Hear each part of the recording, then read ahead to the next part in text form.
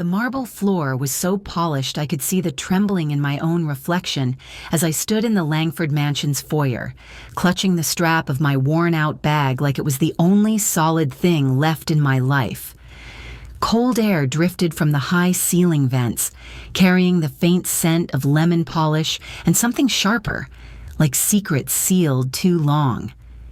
If you're watching this, subscribe and tell me where you're listening from, because moments like this, the ones that break you open, happen in the quietest ways. I remember feeling every stair press into my back, reminding me I no longer belonged anywhere, least of all here. And yet, within the next 24 hours, this house would force me to face a truth I never imagined. Let me show you how it all began. I remember standing in the foyer of that Rhode Island mansion, trying to steady my breath while the weight of a dozen silent judgments pressed against my spine. It was strange to feel so small in a place built for excess, especially when my life once felt so certain. Now I was clutching a cleaning apron, pretending I didn't notice the way my hands trembled. I kept telling myself I only needed this job long enough to survive, long enough to stop feeling like the world had stripped me of everything I once understood. What stung most was how quickly humiliation settles in when you are already cracked open. I could feel pieces of my pride slipping away as I stood there, wondering how my life had narrowed into this single moment. Yet beneath all that shame, a quiet urgency pulsed. I didn't know why, but something in that house felt wrong, heavy, almost familiar in a way I couldn't explain. Within 24 hours, I would understand exactly why, and the truth waiting for me would reach back into the deepest loss of my past, the loss I had never learned how to live with. That story begins long before I stepped through those doors. Grief has a way of settling into the corners of your life, turning quiet moments into reminders of everything you lost. After my husband passed, I spent months trying to hold together the pieces of the hardware store we built together. I thought dedication would be enough, but I didn't know about the debt he had been hiding from me. When the notices came, it felt like the floor dropped out from under my feet. Losing him was one kind of heartbreak. Losing the store was another. It was like watching the life I thought I understood dissolve in front of me. But none of that pain ever eclipsed the ache I carried for my sister Lena. She disappeared when we were kids, and that kind of loss never quiets. I used to lie awake wondering what signs I missed, replaying every memory as if I could rewrite the ending. Guilt stays with you, even when logic tells you it shouldn't. So when the bills piled up and my options shrank, I took the first job that offered enough to keep me afloat, even if it meant stepping into a world that reminded me of everything I wasn't. That is how I found myself at the mansion, learning just how deep that power imbalance ran. The first thing that struck me about the mansion was how quiet it felt, as if every inch of marble and polished wood demanded my silence. I had spent my life in places built from sweat and practicality, so stepping into rooms dripping with wealth felt like stepping onto a stage where I didn't belong. I could sense right away that I was meant to blend into the background, another moving part in a house designed to swallow people whole. Rebecca Langford reinforced that feeling the moment she appeared. She carried herself with a kind of crisp perfection that made me straighten my posture without thinking. Her eyes measured everything, including me, and I could feel her deciding exactly where I fit in her world. There was no warmth, only expectation, and something sharper beneath it that I couldn't quite name. Still, as I followed the quiet hallways, I couldn't shake the sense that the house itself was watching me. The air felt heavy, as if secrets clung to the walls, waiting for someone careless enough to notice them. I told myself to focus on the job, keep my head down, survive the day. But wandering deeper into the mansion, I soon found myself drawn toward a long, dim corridor lined with portraits. The portrait gallery felt like its own world, stretched along a quiet hallway that seemed to breathe with the weight of generations. Oil paintings towered above me, each one capturing a face carved from privilege, framed in gold that caught the dim light. I moved slowly, almost cautiously, feeling the distance between my life and theirs grow wider with every step. This house belonged to people whose names were preserved in paint, while mine felt like it was fading from the world. Then I saw her. At first, I thought my mind was playing one of its cruel tricks, but the longer I stared, the harder it became to breathe. The girl in the portrait couldn't have been more than 16, with that same gentle tilt of the chin Lena used to have, and eyes that held the same quiet mischief I had memorized as a child. My whole body began to shake, hope and terror crashing into each other so violently I thought I might collapse. I kept telling myself it was coincidence, that grief can sculpt illusions from shadows, but something deep inside me insisted this was real, that I was standing inches away from proof I had spent my entire life longing for. Before I could steady myself, I heard footsteps approaching, footsteps that would pull me even deeper into the truth. I was still gripping the edge of the frame when I heard footsteps behind me. My whole body jolted, and I turned to see a young man standing in the doorway, watching me with an expression I couldn't read. Evan Langford, the heir to everything in this house. I tried to steady my breathing, but the shock of that portrait was still pulsing through me, leaving my voice buried somewhere inside my chest. He stepped closer, and in the soft light I caught the angles of his face. Something about him made my stomach twist. The shape of his eyes, the faint curve of his smile. I had seen fragments of those features before, in childhood photos of Lena, in the memories I carried like fragile glass. I kept telling myself I was imagining it, that grief could make patterns out of nothing, yet the resemblance unsettled me in a way I couldn't shake. What unnerved me even more was the quiet familiarity in the way he looked at me, as if he sensed something about me I hadn't spoken aloud. It was subtle, but it pressed against my nerves, urging questions I wasn't ready to face. Hope and fear tangled inside me, pulling me toward a truth I wasn't prepared to uncover, and his presence made it clear that the next answers were coming fast. I slipped into the small guest room and closed the door behind me, trying to steady the shaking in my hands. Everything I had seen and felt kept replaying in looping fragments. The portrait, Evan's face, the way he looked at me, as if some part of him recognized something buried in me.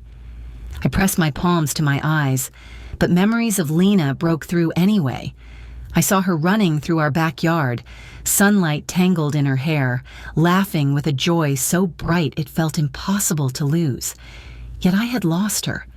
For decades, I had carried the guilt like a stone lodged beneath my ribs. When I opened my eyes, I noticed a small box on the dresser filled with old photographs of Evan and his mother. One picture stopped my breath. His mother wore a bracelet made of cheap blue beads I had strung together for Lena when I was 10 years old. She had promised she would never take it off. Seeing it on another woman's wrist should have been impossible, yet there it was, unchanged after all these years. In that moment, everything inside me cracked open. Evan's gentle familiarity, the resemblance, the memories his mother kept, it all pointed in one direction. Lena had lived here under another name, and now I needed to understand who had taken her and why. I sat on the edge of the narrow bed with the photographs spread across my lap, trying to steady the storm tearing through my chest. At first, each clue felt separate. A bracelet, a familiar smile, a timeline that never quite matched the Langford family's polished story. But as I laid everything out, Those pieces began sliding into place with a clarity so sharp it felt like it was cutting through me. Lena had not wandered off. She had not been lost to chance or chaos. She had been taken. The realization struck so hard it stole my breath. I kept seeing Evan's quiet comments replaying in my mind, things he had shared so casually about his mother's childhood, memories she had told him in fragments that never fit the affluent upbringing the Langfords insisted on. He spoke of nights she cried without knowing why, the nightmares she could not explain, the way she hated the sound of sirens. I had dismissed those things earlier as quirks of grief, but now they landed with horrifying meaning. My sister had lived an entire life under another name, stitched into a world built on a lie. Someone had stolen her, reshaped her story, and buried the truth so deeply she could never claw her way back to us. Horror gave way to fury, hot and unstoppable. All those years I blamed myself, and all that time she was here, trapped inside a life she never chose. I knew then I had to uncover every part of this nightmare, no matter who tried to stop me next. Rebecca cornered me near the back staircase, her presence closing in before I even turned to face her. The air around her felt unnaturally still, as if the house itself was holding its breath. I tried to step aside, but she blocked the path with a calmness that chilled me more than anger ever could. In that poised, practiced smile, I sensed something sharp hiding underneath. She spoke in a measured tone, though I heard it inside me like a cold confession. She knew who I was. She knew I was Lena's sister. And she made it clear that my arrival was not a coincidence she welcomed. The way she described Lena's past, carefully, dismissively, made my stomach twist. There was no grief in her voice, only ownership. Then came the implication that froze my spine. Others who had asked questions before me had simply vanished from her world. Accidents, she called them, though the words sounded rehearsed, stripped of innocence. I felt her studying my face, testing how easily fear could silence me. For a moment, dread swallowed every thought I had. But beneath it, something harder began to form. If she was willing to intimidate me openly, then the truth was even worse than I imagined. I realized I had to move fast and quietly, and that night, I would hear something that confirmed just how deep this conspiracy truly ran. I tried to steady myself after facing Rebecca, but my hands wouldn't stop shaking. I ducked into a narrow service hallway, desperate for a moment to breathe. That was when I heard it, muffled voices slipping through a thin vent in the wall. I froze, every instinct screaming at me to stay silent. I recognized Rebecca's voice first, low and controlled. The second voice was a man's, unfamiliar but carrying the kind of certainty that comes from doing something terrible many times before. As their words filtered through the metal grate, my heart lurched. They were discussing Lena, not as a memory or a burden, but as someone alive, someone they planned to move that night. They spoke about medication as if they were talking about maintaining a machine. They described her silence as an advantage. Hearing that broke something in me. Lena had been drugged, contained, erased, piece by piece, all while I spent years believing she was gone forever. Then came the part that made my blood run cold, a reminder that anyone who learned too much had already been handled. The casual cruelty in those implications told me everything I needed to know about what they were capable of. My panic rose so fast I thought my legs might give out, but beneath it, resolve caught fire. If they moved her, I would lose her again, this time forever. I had only hours. I needed help, and I needed to act before the night closed in on both of us. I reached the facility just after night settled in, the kind of heavy darkness that felt thick enough to hide me if I moved carefully. My heart hammered as I slipped through a side entrance, propped open by a broken latch. Inside, the silence was unnatural, a manufactured stillness broken only by the low hum of machines behind distant doors. Every step felt like walking deeper into a place meant to crush whatever hope it held. Fear clawed at me as I crept along the dim corridor, keeping close to the wall. I could hear the soft shuffle of someone doing rounds, and the faint click of keys reminded me how quickly this could end. Time pressed against me, sharper with each breath, whispering that if I failed now, Lena would be gone forever. I found her room almost by instinct. The small window revealed only shadows, but when I pushed the door open, I saw her, my sister, barely sitting upright, her body slack from medication she never needed. The sight of her stole the air from my lungs. Guilt and fury tangled in my chest as I knelt beside her, whispering reassurances she might barely understand. I steadied her, lifted her, urged her to move with me. A sudden burst of footsteps in the hallway jolted me back into motion. I guided her toward the exit, half carrying her as alarms flickered to life somewhere deeper inside the building. The urgency felt physical, a force pushing us forward. We slipped out into the night just as voices rose behind us. I did not look back. I only held on to Lena, praying we had not been seen, knowing the truth waiting ahead would be even harder to face. I tried to steady myself after the escape, but the moment I stopped moving, the truth began pressing in from every direction. Pieces I had gathered over the years, fragments I overheard in that house, and the documents I saw tucked inside Rebecca's private files all started lining up with a clarity that felt cruel. For the first time, I let myself revisit the night Lena vanished. I remembered the lingering scent of her shampoo on the porch swing, the faint sound of her laughter drifting from the yard, and then the sudden, unnatural quiet that settled like a warning I was too young to understand. I had spent years believing she wandered off or was taken by chance, but now I saw how deliberate it had been.